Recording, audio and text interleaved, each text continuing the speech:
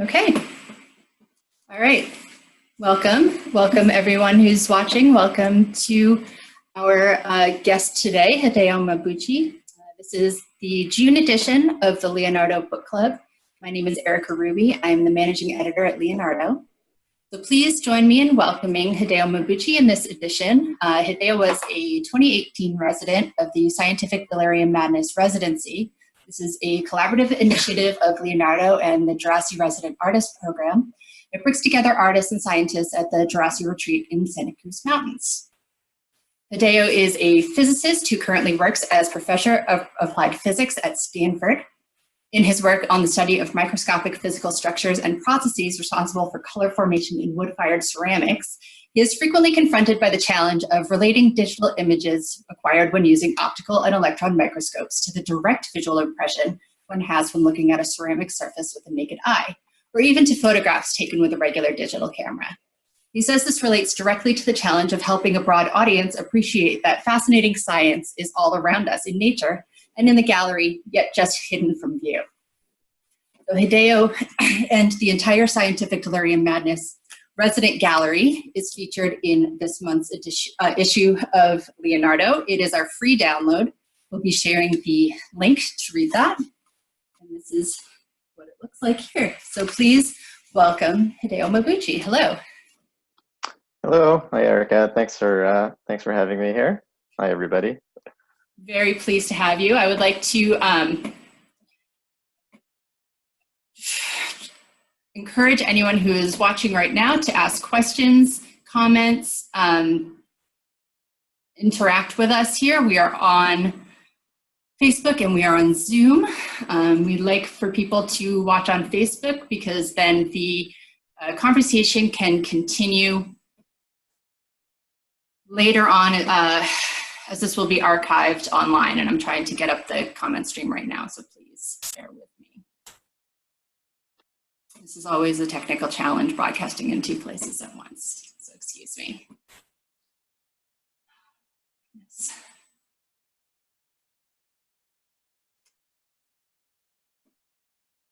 Okay, I have it, and here we are.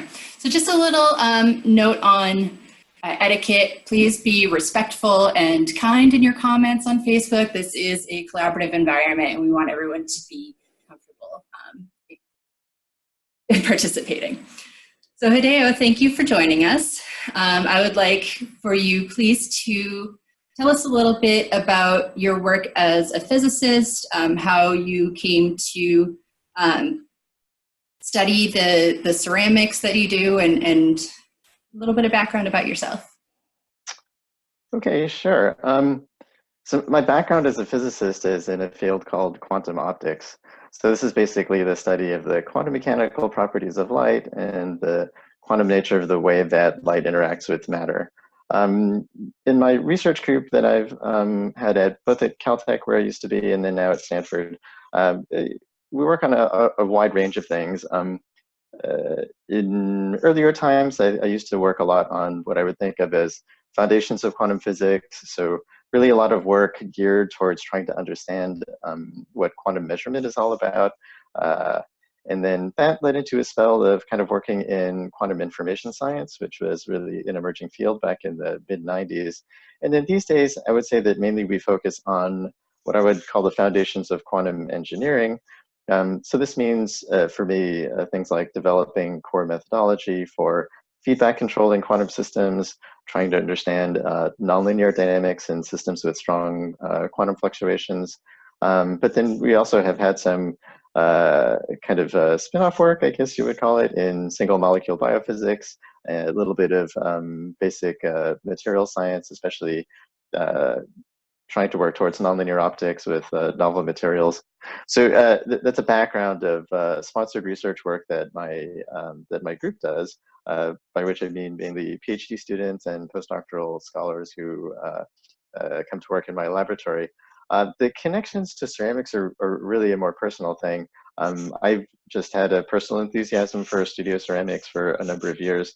First as a collector of Japanese ceramics, and then for the past, I don't know, 7 or 8 years, a pretty serious studio practice where I've been making and firing ceramics myself. And then, maybe 4, 5, 6 years ago, it occurred to me that there were some interesting points of contact between things I had become interested in ceramics as a maker. So I have mainly been focusing on wood-fired ceramics, which is to say ceramic pieces which are not glazed. So this is just bare clay. They go into a wood burning kiln without any applied glaze or color. But then when they come out of that firing process, you can get a huge range of different colors on the surfaces, ranging from blues and greens to reds, sometimes purples and things. And going through that firing process as a physicist, you really wonder what's going on with the creation of that color, because it's basically just clay, which is just kind of weathered rocks. It's what the Earth's crust is made of. But something about the way that it interacts with the gases and the redox conditions in a hot wood burning kiln leads it to the kind of draws out all of this color. So that in turn was a good excuse for me to train up on some of the high-tech surface analysis equipment that we have at a place like Stanford. So electron microscopes, optical microscopy, X-ray techniques. And I became interested in trying to decipher some of the microscopic physical mechanisms of how that color development comes to be. And that in turn has led to an interest in kind of how we talk about process and ceramics criticism and a whole host of other things. So in the present day, so for the last couple of years, I would say that still the research that goes on in my laboratory, that's still full speed ahead. But kind of at the same time, with my own personal research time and also what I do as a teacher, as an academic, I've become very interested in trying to do things that really bridge across what we might think of as material science of ceramics materials and making ceramics as an artist, as a maker, and then also kind of background questions that are there about interpretation and aesthetics and criticism in the ceramic setting. So yeah, I guess all those things have just kind of come together almost serendipitously in recent years. So what have you found in your research of the chemical makeup of these clays, and how has that influenced you as a maker in your ceramic work?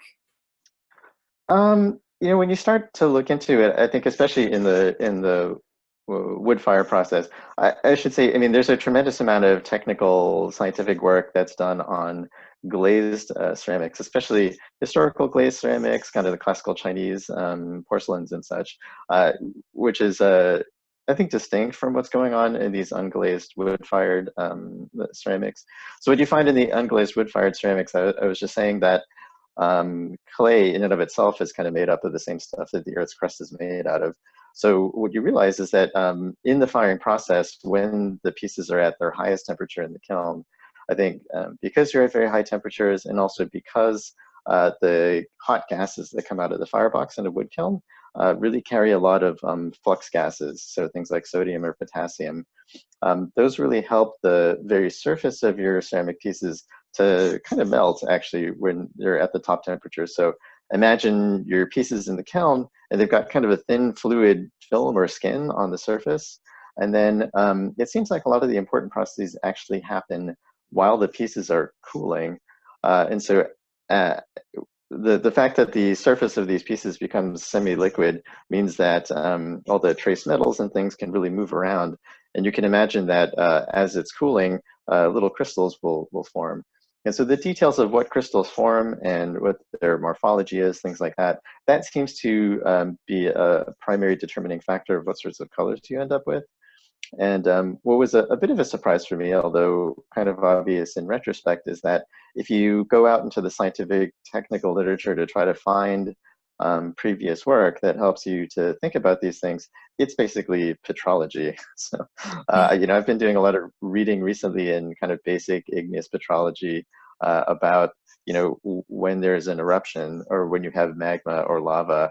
I mean, that's an aluminosilicate melt with trace metals. So it's basically the same thing as this, or very similar thing to this liquid skin on the surface of your hot ceramic pieces. And then as those cool, if we're talking about an eruption of a volcano and the subsequent cooling of that lava, there will be various minerals that form, and this is how igneous rocks come to be. And sort of what you have in wood firing is a very similar process, but just happening on kind of a micro scale, just on the surface of these pots that you've put into the kiln. And then depending on what kinds of minerals you form, that will drive, what kind of color you get. Um, and for some reason here in North America, when we wood fire, what most people want to understand about the process is how to avoid just having brown pots. For some reason, we don't like brown colors in North American wood fire. We'd much rather have bright reds or at least deep blacks and things like that. And so the kind of craft goal at the end of the day will be to try to relate some of this scientific technical perspective on what's going on in color formation to understand what are the key factors about the composition of your clay, or maybe the kind of wood you're using, or whether you're oxidizing or reducing at certain stages of the firing and cooling, and how to understand that big picture so that you can get the kinds of results that you want in a consistent manner. And if you want to have reds rather than browns, how to have reds rather than browns on your pieces. Have you looked into or found anything about the type of fuel that you use? Do different woods have much of an effect on a clay of the same composition? Yeah, that's something that I think people, I should say that if you ask experienced wood fire potters, they know a lot of, they know generally how to get the kinds of results that they want to get with their own kiln. And there's a lot of wisdom built up about, I do a lot of work together with the ceramics department at Utah State University. And out there in northern Utah, most of the wood that you have around, if you go to the dump to pick up wood, which is what we normally do there, a lot of what's there is cottonwood.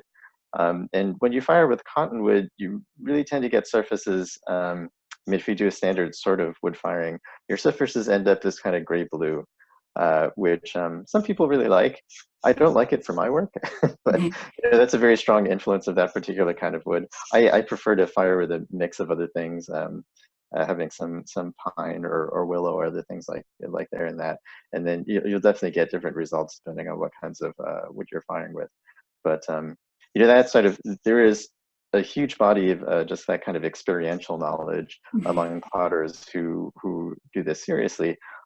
So this is not to say that by doing these more scientific kinds of investigations, it's not kind of what we want to do is understand in a broader and more abstract framework these things that people kind of already know about how to fire and how to get the results that they want with their own kilns.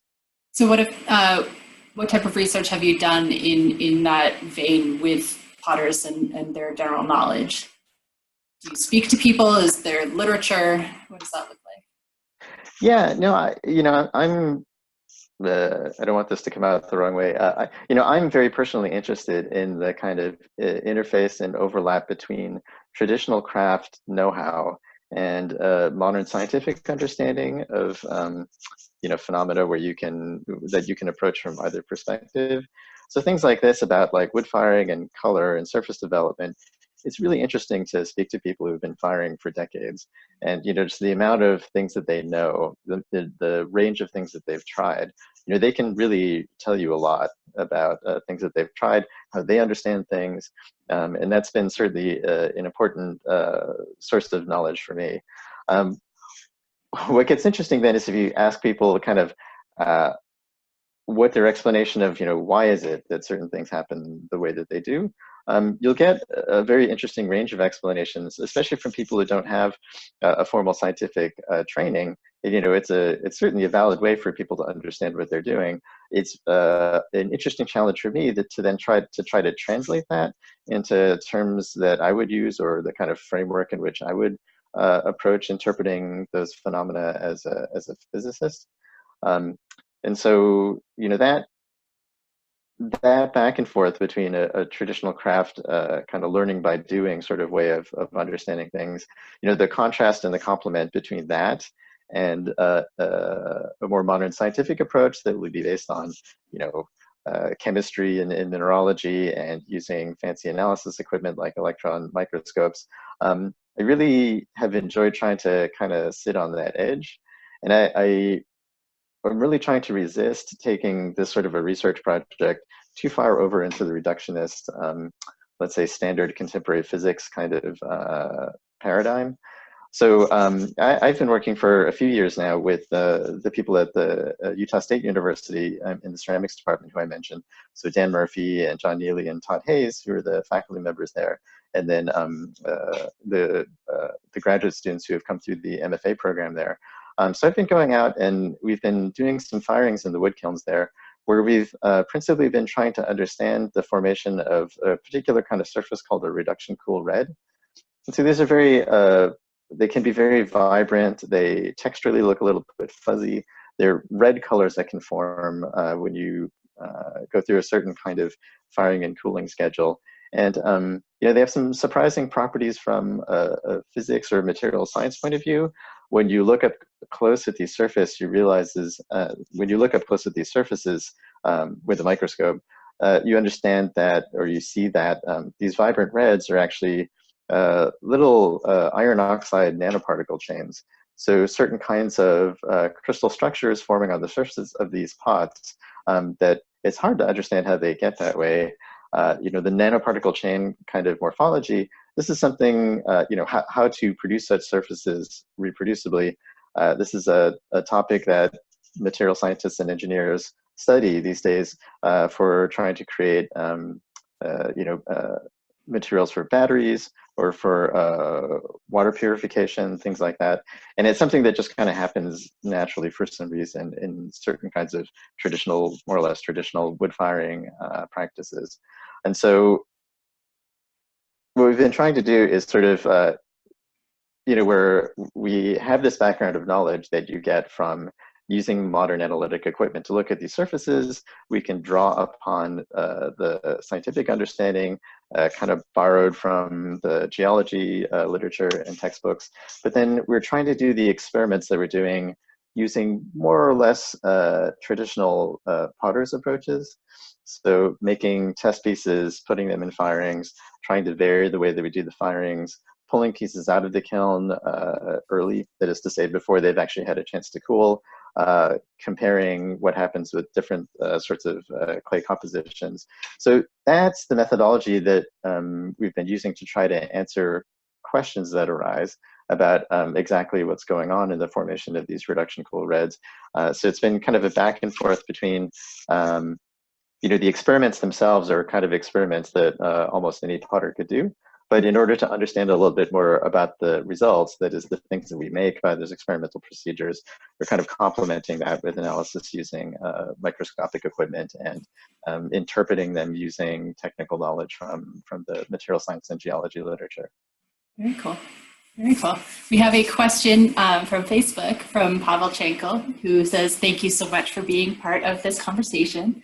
He wants to follow up on what you said of being on the edge of art and science. So in your piece that you wrote for Leonardo, you asked, in connecting art and science, must we leave all else aside? So he was wondering if you could speak more about that question. Yeah, that you know, I think that line that made it into the Leonardo piece, you know, it came up in realizing that in the conversations that we had during the residency, when I was talking to people who were primarily artists by backgrounds, a lot of times our conversations ended up kind of going into the humanities and social sciences as kind of a common background where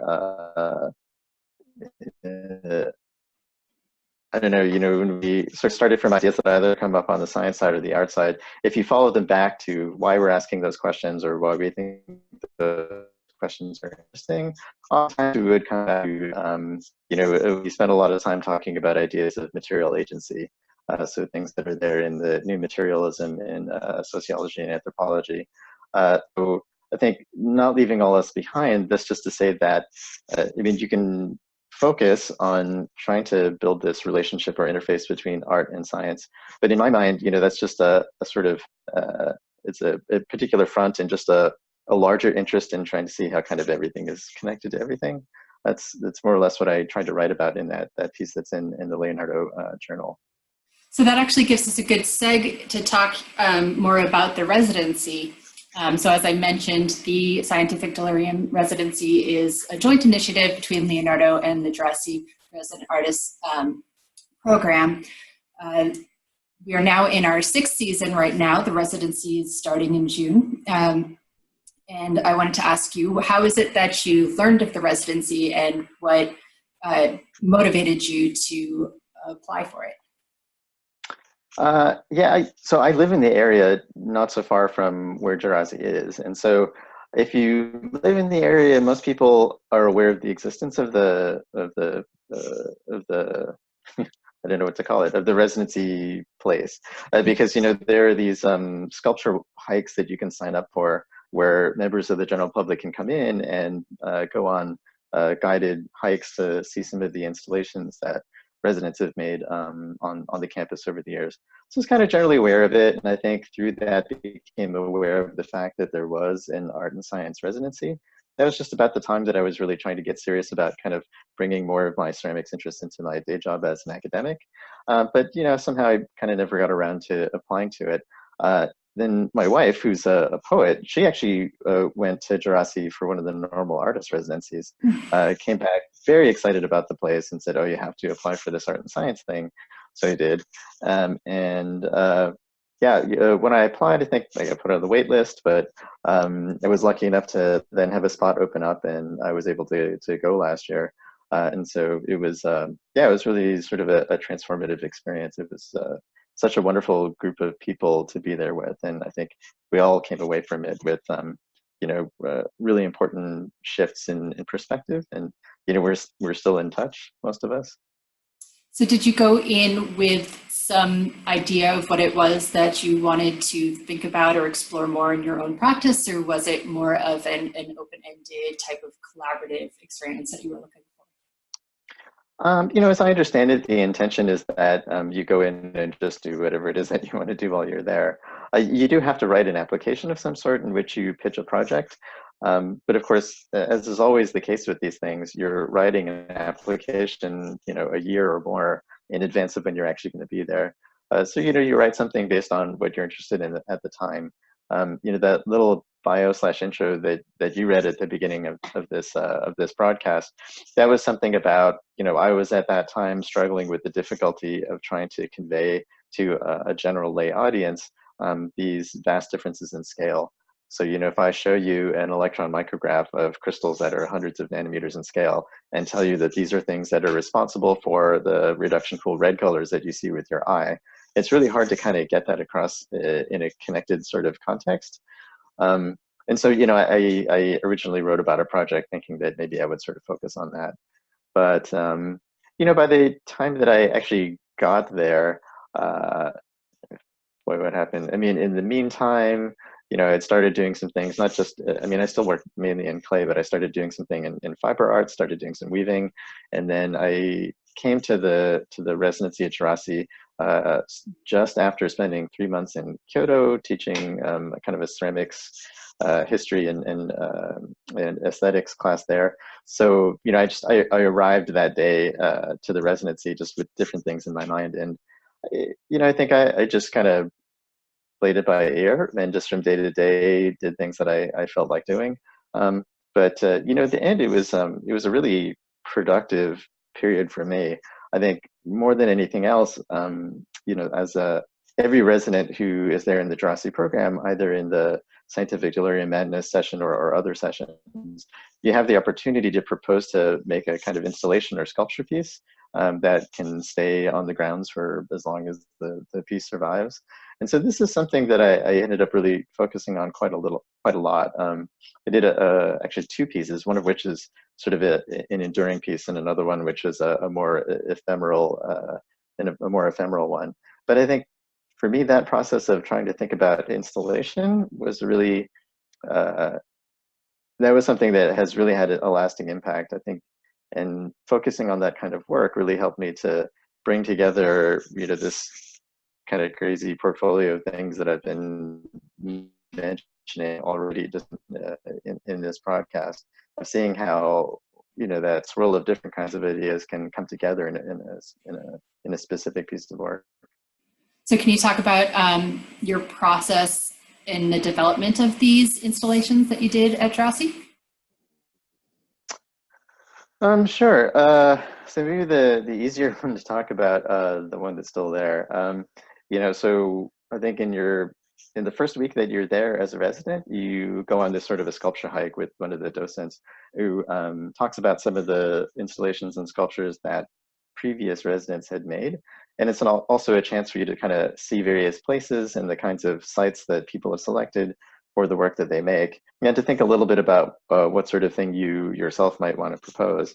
And already on that early walk, I was really struck by there's a creek that runs through some of the more readily accessible part of the woods that are there on the Djerassi site, and a lot of artists have chosen to site sculpture along the creek. And so it's interesting to think about why that was. It's also just it's a beautiful setting. There's just water running through river rock. The soundscape is really quite striking. There are places where redwood trees have fallen across the creek. And so I came away from that just with this sort of vision of river rocks hanging in a net from one of the fallen trees, which I think was a starting point visually for the structure of what I ended up making. And then in terms of trying to develop a concept behind what I wanted to make, we were at this time having a lot of conversations, us among the residents, about ideas related to material agency and things like that. So I, kind of got interested in this idea that, why is there all that sculpture in the creek bed there? Well, it's sort of because it's a beautiful place to visit. It's also a really nice place to work. if you're there at Djerassi over the summer, if you're out in the more exposed areas of the campus, it could be really quite super hot. But down there in the creek bed, it's cool. There are all these tall trees that shade the area. As I said, it sounds beautiful. You've got the wind in the trees, the water in the rocks. And so it's just a beautiful place to work. So if you kind of trace backwards why it is that there's all that sculpture there, well, fundamentally it's gravity. Water falls like rain falls someplace, and then if you just kind of go down, this particular creek bed is at a local low spot. So I think that's kind of one reason why the water is there. The rocks and the local geological formations certainly also have something to do with it. And then since that water is there, that's presumably why it's a grove with a lot of trees that makes it a very nice environment to work with. And so you might say that this sculpture grove is sort of convened by gravity and rocks and water. And so that became the kind of initial idea for the piece that I made. But what I ended up doing was in one of the places where there's a really huge redwood tree that has fallen across the creek. And it's, this creek is really cut down quite far into the ground. So there's this giant redwood tree that's kind of hanging across the creek, but quite high up. And so Tim helped me put some eye bolts into the bottom of that redwood, and I hung a couple of ropes down from that tree. And from each of the ropes, I took kind of the biggest river rock that I could actually pick up myself and handle, and tied kind of a custom fit net around the rock, so that each one of those lines has a single large river rock hanging from it. The weight of that rock really pulls that line taut, to the extent that these two vertical lines then become kind of a frame that you can hang something else in. And so in the middle between those two taut lines, I hung a piece that was a ceramic piece. So I worked with some of the ground clay that's just all over the Djerassi site. If you walk the path between the artist barn and the artist house, little critters like gophers or I don't know what have been digging up a bunch of this clay. You can just kind of go up and pick up the clay that's around their little gopher holes. So I processed that clay and made a piece with it, which it's kind of an amphora-like form, so that was a reference to water. But I also cut some ribs out of it, sort of. And so the way that this thing hangs between the two ropes, this amphora is kind of vertical. There's some openings. There's some ropes that tie out and kind of pull it off to the left and the right. And so the way that it's hanging, and I can share an image of it in a second, in the end, it's the weight of those two river rocks pulling down that kind of pull this piece up and kind of allow it to float in that space between the two vertical lines. And so that for me then was kind of this combination between gravity and water and rocks, and sort of their role in convening that sculpture grove. So that was there's a first title of that piece, or I called it Follow. So it's the idea that you know, the artwork has really followed these more material causes. But then, you know, in the process of working with it, I was really struck by you know, just the sort of embodied feeling of trying to work with the largest rocks that you can pick up and carry around. And so it also, the piece has a second title, which is A Need Like Gravity. That, you know, I really sort of felt this thing about weight and gravity as a kind of a force that's always there, that you know, this force is never going to go away. And so you work again, you kind of resist this force, so you work against it for some period of time, but in the end the gravity is going to win. And you know, this piece actually, the length of these ropes and the height at which these rocks are hanging, in the dry season, they're well above the level of the creek. But when it really rains a lot, you know, the creek level rises. And so I tried to position those rocks at about what looked like the high water mark based on what was going on the banks of the creek bed. And so the hope was that in some very rainy year, that creek's going to really grab those rocks and swing them around enough. You'll see that, you know, that kind of motion will probably shear that ceramic piece into 4 pieces or so. And you know, so there's a reference there to kind of hang, drawn, and quartered, that kind of idea. And yeah, I think it'll be interesting to see that dynamic evolution. Sometime in late this winter, after we were long gone, Tim happened to catch a photo of that piece at a time where the water was high. And so you can see those rocks are just barely dragging in the current. I don't think it got forceful enough to shear the piece, but one of these days. Could you share an image of the piece with us? Yeah, let me try to find that. Okay, so Let's see. is that, am I shared there? Yes, I can see your screen. Okay, so can you see the photo? Is that up now? So you know, here's a photo of what that piece looks like when you're actually on the trail.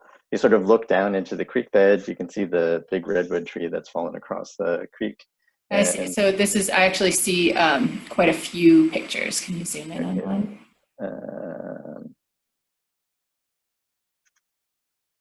I think probably it's not sharing the right thing.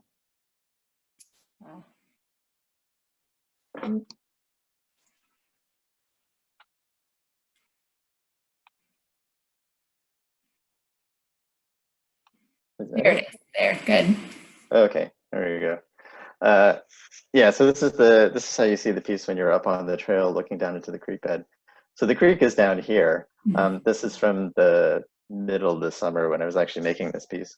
So here are the 2 river rocks hanging from the ropes, and you can kind of see, you know, the rope would want to hang straight down, but you know, the weight of this piece kind of pulls those side ropes in, and so you get a little bit of a bow. But it's really, in the end, it's the weight of the rocks pulling down that actually hold this piece up in the middle. If you use a little bit, here's what it looks like when you're down on that level. So the 2 rocks kind of hanging down low on their side, and then here's a can you see this? Here's the photo that Tim took when the water level was higher. So I think he said that, you know, the rocks were swaying a little bit as they dipped their toes in the current, but I think it'll be really fun one of these years if the water gets really high. You can sort of imagine that if the 2 rocks start to kind of get pulled apart from one another, it's going to shear that piece, and it's going to shear the ceramic piece into shards. And so that'll be the that'll be the evolution of that installation. So you'd mentioned that you had, just prior to the residency, started working in fiber arts, and I'm struck with how this ties both of those together, your ceramics and your fiber arts. Was that something that you had previously done, or did that start during the residency? You know, it's something that I was interested in. I started out just doing some small weavings, kind of as mats, so to speak, for ceramic, for pots that would be placed on them. Just imagine like a little doily kind of thing that a piece would sit on. And so, you know, I was doing some of that, but it felt not really that integrative. So I think, yeah, this business of learning how to hand tie nets and putting together a piece like that, that was certainly the beginning of that just kind of spontaneously happened while we were there. The other installation piece that I did also ended up being kind of an integration of something fibery and something involving clay, where as it happens, our residency group was there at Djerassi during the 40th anniversary of the passing of Pamela Djerassi, for whom the whole residency program was established and is in memory of. So our group of residents, I think it was Barbara Berry who called out this fact and suggested that we might want to do a little, I don't know, ceremony or a little observance of that special day. And so it just happens in parallel, just by luck. I think, you know, I had brought a potter's wheel with me up to the residency, and Tim noted that there was a kick wheel somewhere in storage, which was understood to be Pamela Djerassi's old kick wheel. So he offered to bring that out. And he also mentioned that there was a broken down floor loom up in the attic, which was also understood to be Pamela Djerassi's loom. I had brought up a tiny little table loom with me to play around with during the residency, but he offered to bring down the pieces of that big floor loom. So I thought that would be kind of interesting, especially when we started talking about doing this little memorial, and to really kind of think about what it meant to work with inherited tools like that in that particular context. So Tim and I crawled up in the crawl space and brought down the pieces of the loom. And I spent a couple of days trying to look up diagrams on the internet and figure out how all these pieces were supposed to go together. But so that turned out to be a beautiful old Glamacra standard floor loom. And so I got that thing put back together and had some yarn with me. And so I started making a piece on it, but then an idea also came up for kind of how to turn it into a little installation piece for this memorial that we did. And it was kind of based on, you know, when you're weaving, it's hard to avoid thinking about this analogy where the warp strings are the strings that kind of are strung across the loom. You have to kind of set them up on the loom ahead of time before you actually start weaving.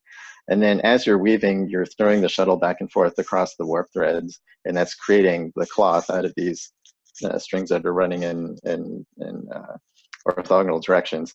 And so then as you produce this cloth, you have to wind it onto the cloth beam, and you wind more warp off of the warp beam in the back. So there's definitely this sense of time in which the cloth that you've made is kind of your past, and the warp that you haven't yet woven is the future. Mm-hmm. And then where you are just at the moment where you're weaving, in weaving terminology, that's called the fell. And so the fell represents the present moment. But in this kind of metaphor of inheriting tools from somebody who's passed away, you know, the fell is kind of like, well, if you just stopped weaving and walked away from the loom, the fell would be the place that you stopped. So I felt like there was this interesting thing about, well, the fell being having something to do with inherited equipment, but then also sort of the present moment and such. So, you know, after weaving some on this loom, I kind of disassembled the unwoven warp and kind of tied it up on the loom in a spiderwebby kind of way, but then laid most of the unwoven warp ends into a little clay urn that I had made using the ground clay that was there on the path between the house and the barn, thrown on Pamela Djerassi's kick wheel. And so that kind of stayed out there in the artist barn for the memorial that we did, and then for the rest of the. I mean, I can quickly try to show some images of that. And that is what you shared in your statement in the journal as well, is that your photo? Mm-hmm. I only have it here in black and white, so I can't. Oh yeah, is my sharing on here? Yes. Let's see. Yeah, so here's a sort of view of that installation, which is also what I wrote about in the thing. So here's the reassembled loom, the black urn that you can see propped up on the table there in the capsule of the loom, and then the kind of unwoven warp threads built into this tangle, the ends of which kind of are laid into the interior of that urn. There's a detail there. That's really impressive. You know, the loom itself. This, yeah, it's an incredible piece of furniture. I really tried to encourage them to keep it out and assembled on the floor so that other residents could use it. And this is this is sort of the fell image. So you can see the already woven cloth on the right side of the image, and then the fell is that place where the weaving stops and it goes back to just being the unwoven warp yarn interactions. Mm-hmm. So you mentioned that the memorial that you did for Pamela Djerassi came out of a conversation with one of your residents, and earlier you mentioned some of the themes that came up. Could you speak more about how the interaction with your residents, what came out of the relationship that you had with them?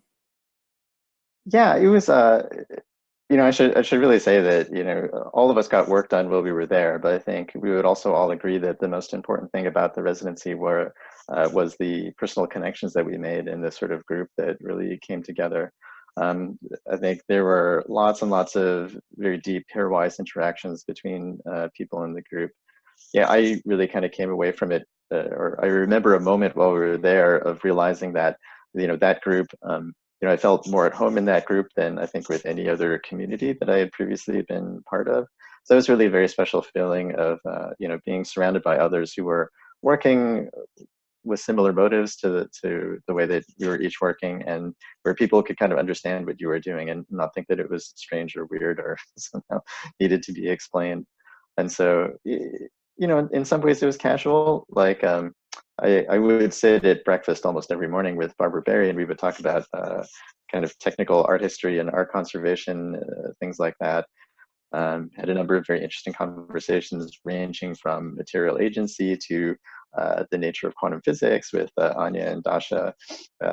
And yeah, some very interesting conversations with Judith Dankoff, who is a writer who was there. So yeah, just, every day, I made a personal point to try to prioritize that.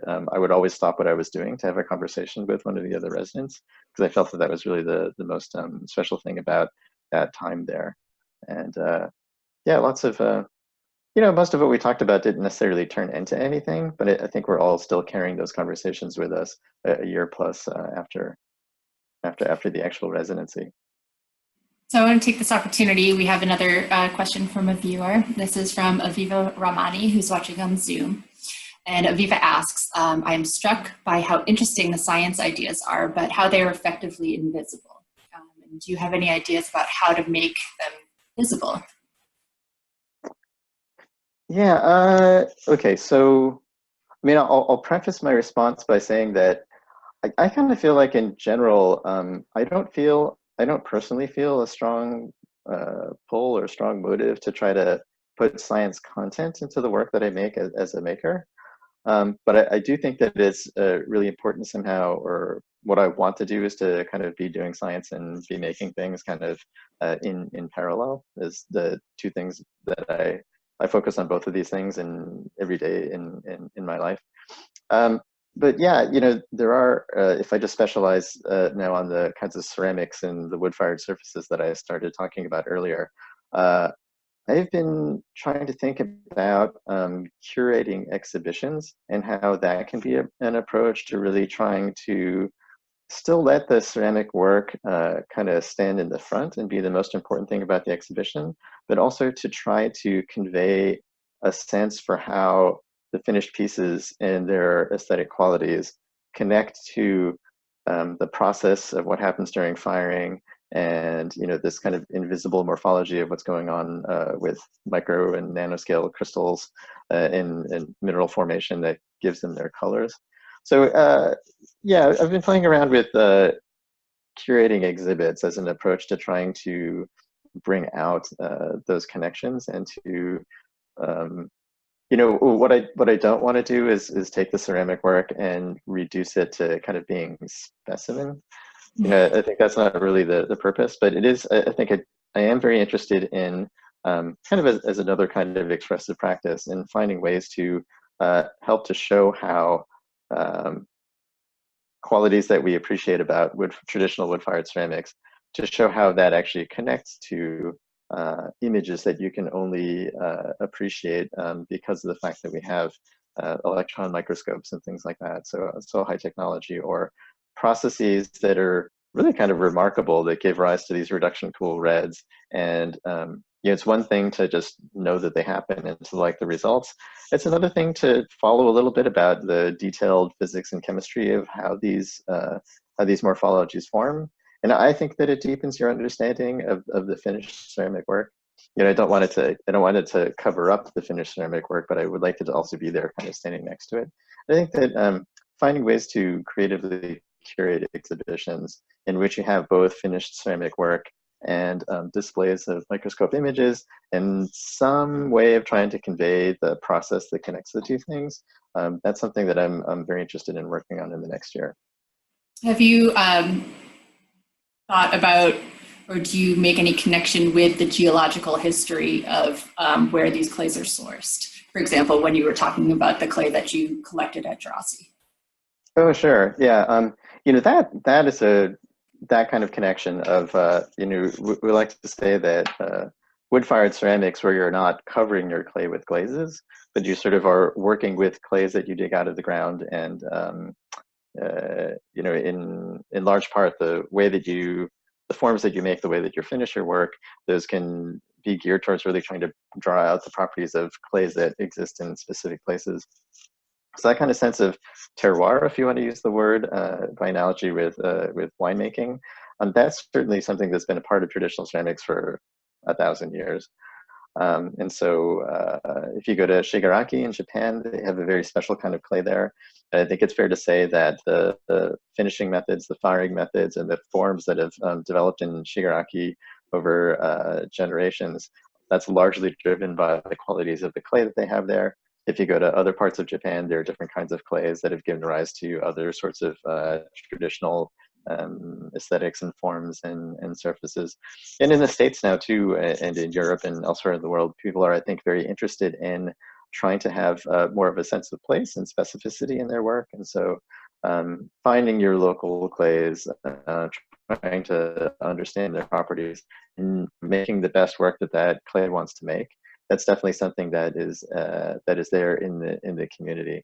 And so many people who are, you know, really professional potters, you can see that they take a great interest in geology because it does help them to understand the connections between the clay that they're making, the way that it drives their work, and then the geological history of the places that they live in. So that's definitely, you know, I would say that I'm a follower in that story as opposed to any sort of a leader. But it's certainly something that I'm very interested in. So how do all of these things together, the chemical composition, the geology, the fuel, all these things that we've discussed already, does this guide your choice in medium? Oh, you've frozen for me. There you are. You know, yeah, I think, you know, appreciating that these things happen. So, you know, for example, I spent a number of years trying to formulate specific claims that I felt were good, sort of reduction cool, red kind of work. But at first I would, you know, in the contemporary West, you can sort of go online and find the chemical compositions of many different industrially mined clays that come from all over the world. And you could say, oh, I think my ideal clay for reduction cool wood fire would have this sort of chemical breakdown. So let me just go out there and try to figure out what are the best clays that are out there that I could put together that would also have nice working properties. And you could kind of go that way. But I took a real shift a couple of years ago where I decided that I wanted to try to work with as local materials as possible. You know, here in the San Francisco Bay Area, we don't really have any high fire clays. So like that clay that's there up in Djerassi, which is the clay that's all over the place here in the Bay Area, that's really a terracotta earthenware kind of clay. But there's a region in Northern California where high fire clays are mined. And so I've kind of switched over towards formulating clay bodies that, as much as possible, are using Northern California clays. And, you know, the clay then is what it is. It has some nice features. It has some not so nice features, but I've become, I think, more committed in just trying to learn how to work with that. In the forms that I make, I really try to be driven by materiality. So, you know, the properties of the clay that are there, I like it when the clay does things on its own. And so I tend to make pieces that emphasize that. And yeah, yeah, and I have also become interested in the idea that when you make these ceramic works, you know, there's a sense that they present themselves to you just to the naked eye, But then using optical and electron microscopy, you also see microscopic features of the surface that you wouldn't necessarily appreciate otherwise. So I've become interested in this combination of making ceramic work and presenting it alongside microphotography as showing you something more about what the clay does in the firing process that would be invisible to you without these high-tech tools, but it's kind of another dimension of the work in the process that I think are nice to appreciate. So we're coming up close to the end of the hour. I would like to again invite anyone who's watching to participate with your comments or your questions.